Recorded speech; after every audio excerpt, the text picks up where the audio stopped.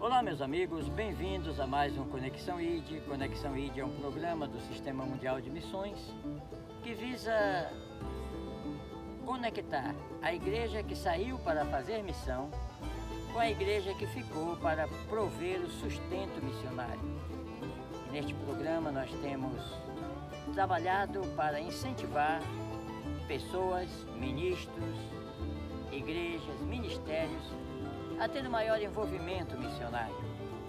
E neste período de tempo do nosso programa, nós temos entrevistado, conversado com líderes, com pastores que amam a causa missionária e estão fazendo um esforço para que a obra missionária mundial tenha o suporte necessário para fazer muito mais, como treinamento de obreiros, como a provisão de novos recursos tecnológicos, financeiros, para que a obra de Deus progrida no mundo. E hoje eu estou aqui ao meu lado, recebendo com muito prazer, na nossa missão aqui nos Estados Unidos, o pastor Célio Araújo. O pastor Célio Araújo foi meu colega de seminário, nós fomos colega no seminário amazônico e temos mantido uma amizade durante todo esse período, sempre nos comunicando, sempre presente nos momentos importantes de minha vida, e a gente sempre participando de atividades na igreja de Tucuruí. Nós fizemos um semipan em Tucuruí que foi muito bom, e ele nos deu a honra de sua visita durante esses dias. E hoje nós viemos aqui na sede do Poder Americano. Nós estamos, como vocês podem ver aqui, a nossa retaguarda está o Congresso Americano, onde o presidente da República dos Estados Unidos, ele recebe a autoridade, o poder para governar a maior potência do mundo. Aqui também se passam as grandes decisões que afetam o mundo inteiro, em termos de guerra, em termos de invasão de território, defesa de pátrias. E nós vimos aqui, trazendo o pastor Célio com aquela mensagem que ele sabe entregar para o mundo, para aqueles que precisam ouvir uma orientação ministerial sobre o domínio. Pastor Célio, seja muito bem-vindo à capital americana e a palavra é toda sua. Quero cumprimentar a todos com a paz do Senhor Jesus e dizer que estamos passando aqui neste momento para glorificarmos o nome do Senhor nosso Deus e agradecer a Deus pela vida do meu amigo reverendo Calbi Amoras de Paiva, que tem sido um instrumento de Deus aqui na América e tem levado a palavra a muitas nações, visitando, ajudando, fazendo o trabalho social, espiritual, principalmente na África. Pastor Calbi, é um prazer estar aqui com o senhor, glorifico a Deus pela sua vida. E como hoje nós estamos aqui diante do Capitólio, estamos aqui exatamente onde emana o poder desta nação, que é na Câmara dos Deputados e dos Senadores americanos, e eu estava me lembrando de poder, de autoridade e também de domínio. Quando a gente pensa em domínio, a palavra de Deus já nos fala muito a respeito disso. Ali no livro de Gênesis, no capítulo de número 1, Deus, quando ele cria o homem, ele forma o homem do pó da terra, A Bíblia faz questão de dizer que ele foi feito para dominar. E a Bíblia diz que o homem domine sobre os peixes, sobre as aves, sobre a terra. Então o propósito de Deus é que este homem tenha domínio. E infelizmente esse domínio o homem perdeu por causa do pecado. Quando ele peca, ele perde esse domínio e os animais ficam com medo dele, fogem dele e este homem fica procurando este domínio. Mas Deus deu esse domínio para o homem. Infelizmente, o primeiro Adão perdeu esse domínio. Mas quando chega Jesus, ele toma posse novamente deste domínio como o segundo Adão. E aí nós vemos fatos extraordinários, porque o profeta Isaías, já vaticinando quase 800 anos antes do nascimento de Jesus, ele profetizou dizendo que um menino nasceria e um filho se daria e o domínio estaria sobre ele e o nome dele seria maravilhoso, conselheiro, Deus forte, Pai da eternidade e príncipe da paz. Então este homem que tem esse domínio, Jesus de Nazaré, ele veio exatamente para restaurar o domínio da terra, o domínio de Deus na terra. Quando eu vejo a história de Jesus e leio o porquê Jesus veio à terra, porque o Verbo se fez carne e habitou entre nós, eu vejo apenas umas 3 coisas importantes nisso. O primeiro é que esse Verbo se fez carne exatamente para salvar a humanidade, pagar o preço do resgate. E esse preço seria através de um sangue inocente. E é por isso que o Verbo se faz carne, para essa carne ter um sangue diferente, de uma semente diferente, de uma semente incorruptível, e então ele passa a ter esse poder e é aceito pela justiça de Deus ali na cruz do Calvário, quando ele apresenta o mais perfeito sacrifício, e então agora ele passa a restaurar as vidas poderosas. E Deus então, com este feito extraordinário, lhe dá o domínio. Então o domínio agora passou a ser de nosso Senhor Jesus Cristo. É Ele que tem este domínio. E com este domínio, Ele diz, todo poder é me dado nos céus e na terra. Portanto, ide, fazei discípulos de todas as nações, batizando-as em nome do Pai, do Filho e do Espírito Santo de Deus. Então, Jesus agora passou a ter este domínio. E com este domínio ele estabelece o seu reino, que é a segunda coisa para que Jesus veio, foi para restaurar o reino que Adão havia perdido por causa do pecado no Jardim do Éden. Então agora Jesus veio com o propósito de restabelecer um reino. E este reino é um governo, é um poder. Nós estamos neste momento aqui na América, na frente aqui do Capitólio, e estamos vendo de onde emana o poder e o domínio da América do Norte, que é um domínio quase que mundial, pelo potencial bélico que eles têm. O potencial bélico deles é tão extraordinário que quando se soma todos os potenciais bélicos de todas as nações da Terra, eles ainda têm mais. Então isso mostra que realmente eles têm um domínio. Eles têm um domínio na moeda, na economia. Esses 50 estados americanos, mais ou menos isso, realmente cada um deles você vê que tem um governo e que tem um domínio. E tem uma excelência. Quando eu vejo isso, eu só vejo Deus nisto. Existe até um pensamento judaico que há um grupo de judeus, que nós poderíamos dizer a tribo de Judá, eles acham que os americanos são a tribo de Judá, pela maneira, entendeu, como eles têm sido abençoados por Deus. E quando a gente fala neste domínio, eu vejo em Jesus Cristo esse grande domínio. Jesus com este domínio, como rei, como Messias, porque a maioria de nós só falamos de Jesus como Salvador. Falamos da graça salvadora, só conhecemos Jesus. Mas nós precisamos conhecer o Messias, o Cristo, o Rei ungido. É sobre ele que está o domínio. É ele que tem o domínio do reino. Por isso que ele nos ensinou na oração do Pai Nosso, para nós dizermos: Pai que está nos céus, santificado é o teu nome, venha o teu domínio, venha o teu governo, venha o teu reino. Se você está debaixo do senhorio de Cristo, aí você vai entender por que ele estabeleceu a igreja. Aí vem em terceiro lugar a igreja, porque se ele é rei, se ele é o que domina, então agora ele tem uma igreja. Profeta nenhum teve igreja, mas o rei tinha igreja. Quem tem igreja é quem tem um reino, porque a igreja é um grupo de pessoas que estarão indo levar a mensagem do rei, as leis do reino, a bandeira do reino, a língua do reino. Então, só quem tem um reino que pode ter uma eclésia, uma eclesia. E Jesus, então, como ele venceu no Calvário, ele, o Messias, o Filho de Deus, que é o nosso Rei, que é o nosso Cristo, quando nós entendemos que ele é o nosso Rei, que ele é o Messias, e pedimos que venha o domínio dele sobre nós, sobre a nossa vida, então nós passamos a ter entendimento porque ele criou uma igreja. Quando ele pergunta para Pedro: Pedro, o que é que o pessoal estão dizendo de mim? Discípulos, o que é que estão dizendo de mim?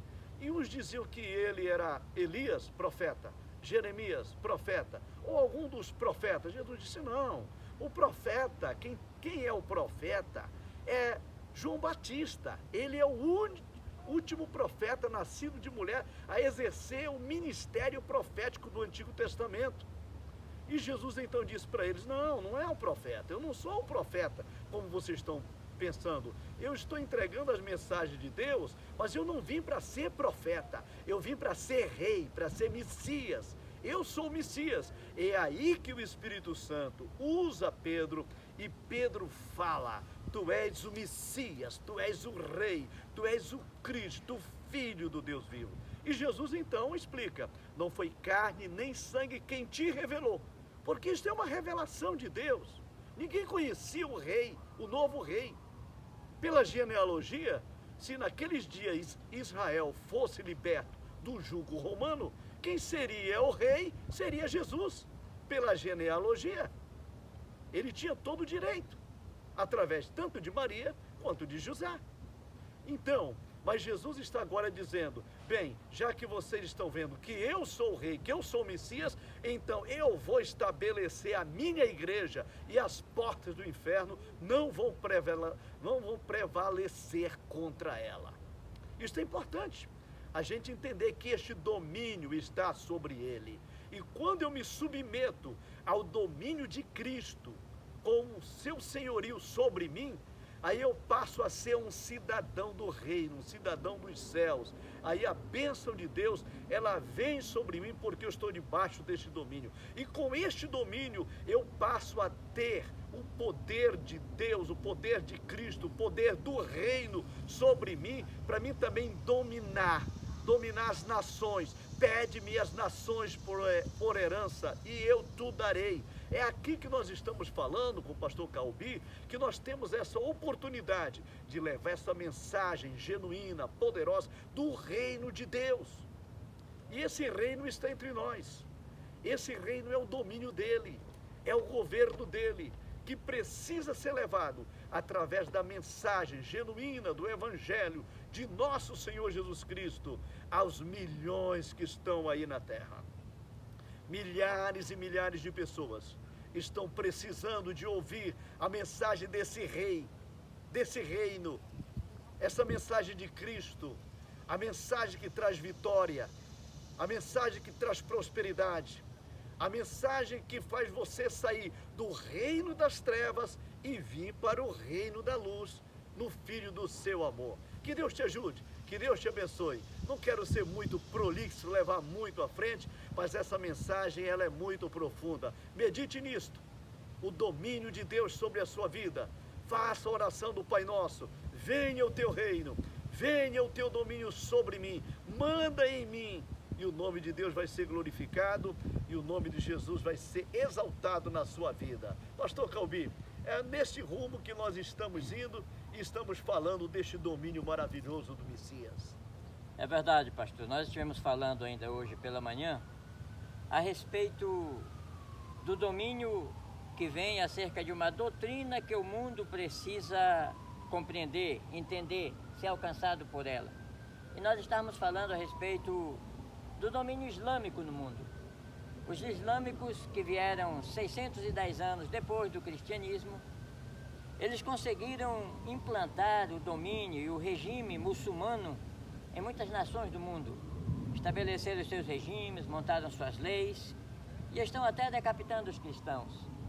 Eles levaram muito a sério os ensinamentos de Maomé no sentido de avançar, de dominar nações, de expandir o reino, né? O reino islâmico, a tal ponto de chegar até, no caso dele, o domínio do mundo inteiro, que nós falamos de confins da terra. E eu acredito que chegou o momento também de nós levarmos um estilo de ensinamento que possa chegar diante de igrejas, de líderes, do povo em geral, para entender que a igreja, ela precisa nesses últimos dias reagir, não é? Verdade. Reagir para também conquistar territórios, porque eu fico analisando que a igreja tem feito muito, desde o tempo dos apóstolos até os nossos dias. Mas de acordo com as estatísticas da evangelização mundial, ainda tem 37,5% da humanidade que falta ser alcançada pela primeira vez com a mensagem que a igreja ficou com a responsabilidade de entregar, de anunciar. E esses lugares não são somente os nossos vizinhos, a nossa vizinhança que ainda não ouviu, mas principalmente nações que estão em regimes fechados, Coreia do Norte, China, Irã, Iraque, Indonésia. São países que a igreja, para chegar nesses lugares, ela precisa realmente levantar-se para uma guerra. Nós não podemos vencer essa guerra se vestirmos pijamas, ficarmos na zona do conforto, se deliciando com festas, com encontros, com comemorações, porque eu noto pela Bíblia que a vestimenta da igreja não é um pijama, é uma armadura, a armadura de Deus. Quem veste a armadura? Quem vai lutar, quem vai pelejar. E é isso que a igreja precisa fazer nos últimos dias. Então, é muito importante que essas mensagens, elas sejam compartilhadas para que o maior número de pessoas que estão nas igrejas entendam, olha, a igreja precisa levantar-se para guerrear, para fazer missões, para quebrar as barreiras, os bloqueios, porque analisando bem, os piores bloqueios para a evangelização do mundo não estão fora, mas muitas vezes dentro das igrejas, das instituições que estão emperradas ali, com interesses muitas vezes que não são missionários. E a igreja precisa reagir para que cada líder possa dizer, peraí, o que a nossa igreja pode fazer por missão ainda mais? O que nós podemos avançar? Não é?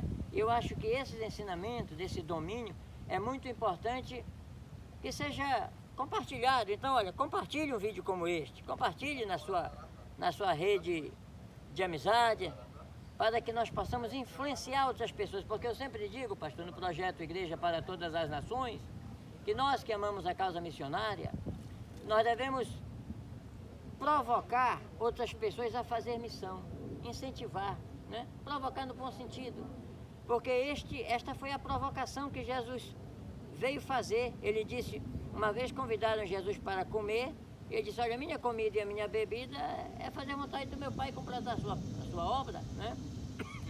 Então, que nós possamos fazer isso, nos ajude a fazer, nos ajude a evangelizar as nações. Existem duas maneiras muito boas de evangelizar. Uma vez alguém perguntou para mim, pastor, como é que eu faço para fazer missão? Eu digo, olha, faça como eu fiz. Ele disse, como é que o senhor fez? Olha, eu vendi tudo que tinha, entreguei tudo e vim fazer missão. Ele disse, mas isso é muito difícil para mim, eu tenho minha família, meu ministério. Eu digo, tem uma outra mais fácil, que é você enviar recursos para quem está fazendo missão. Então, dessa forma, qualquer um pode fazer, ou ir ou enviar. E você pode, olha, eu quero fazer missão, ok? Nós estamos fazendo um planejamento de treinar pessoas para fazer missão. Treinar líderes para a causa missionária. E isso é muito importante. Se você quiser, entre no site, diga, olha, eu estou aqui, eu quero fazer missão. Eu estou pronto.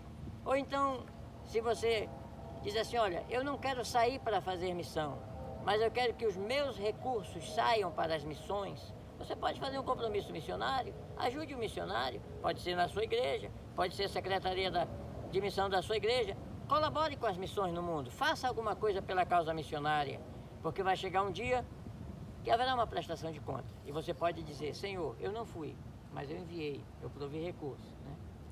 Mais uma palavra, pastor? Só agradecer a Deus pela sua vida e dizer para você, faça alguma coisa para Deus. O tempo está passando, o reino de Deus já está aí. Nós precisamos fazer alguma coisa para Deus. Estamos nas últimas horas da igreja na terra. A nação de Israel é o ponteiro do relógio de Deus. Israel já voltou para sua terra. Quase 2.000 anos de diáspora. Mas hoje, Israel já está forte. A figueira já está forte. Na última viagem que eu estive lá em Jerusalém, visitando ali o Museu do Holocausto, vi que realmente o sofrimento foi grande dos judeus, o preço que eles pagaram. Mas quando visitamos também o Instituto do Templo, nós nos alegramos por ver como eles estão preparando tudo para o novo templo que eles vão construir. E quando a gente vê isto, a gente sabe que os dias da igreja estão terminando, porque a igreja representa o profeta Elias, que foi arrebatado. Israel representa o profeta Eliseu, que ficou com a capa. E a hora da igreja está terminando. Eu e você fazemos parte desta igreja que tem o domínio de Cristo e que tem a autoridade para ir fazer discípulos, não é de uma vida, de todas as nações. A visão de Deus é uma visão ampla. Faça alguma coisa para Deus. Ei, te desperta. Quem sabe se a prova que você está passando, a luta e a dificuldade, não é por falta de se enquadrar no propósito que Deus tem para você. Faça alguma coisa para Deus, antes que seja tarde demais. E ainda, pastor, para terminar, quando fala em última hora da igreja, eu penso muito nos obreiros da 10ª hora, que aquele senhor da vinha saiu assalariando obreiros para a sua vinha. Verdade. E somente quem, como nós, trabalhamos em zona agrícola no estado do Pará, a gente sabe como é difícil para o agricultor o tempo da colheita, quando não pode e não tem trabalhadores suficientes para realizar a colheita. Por exemplo, a colheita do arroz, e principalmente se for uvas, que as uvas elas nascem latadas, que fica alta, as parreiras ficam altas do chão, não é? A determinada altura do chão. E se elas não forem colhidas a tempo, elas se desprendem dos cachos, elas caem, elas espocam e causam um prejuízo muito grande. E somente o dono da vinha sabe o quanto é necessário o trabalho da 10ª hora. Quando o dia já está terminando, a hora está expirando, ele saiu assalariando trabalhadores para a sua vinha e encontrou os trabalhadores da 10ª hora. Na praça. Que foram lá e fizeram a diferença. Eu acredito, pastor, que o dono da vinha ficou tão alegre, isso mostra porque ele começou a pagar primeiro pelos últimos e ao mesmo tanto daqueles que enfrentaram o enfado do dia inteiro, 1 denário por dia. Então, eu acredito que essa parábola, ela não está na Bíblia por acaso. Nós estamos vivendo um momento em que o sol está se pondo, 10ª hora é quando já vai terminar o dia. Glória a Deus. E existem muitas nações, muitos povos, muitas tribos que precisam ser alcançadas. Verdade, verdade. E a hora, quem sabe você que está ouvindo essa mensagem, não pode ser enquadrado como um obreiro da 10ª hora.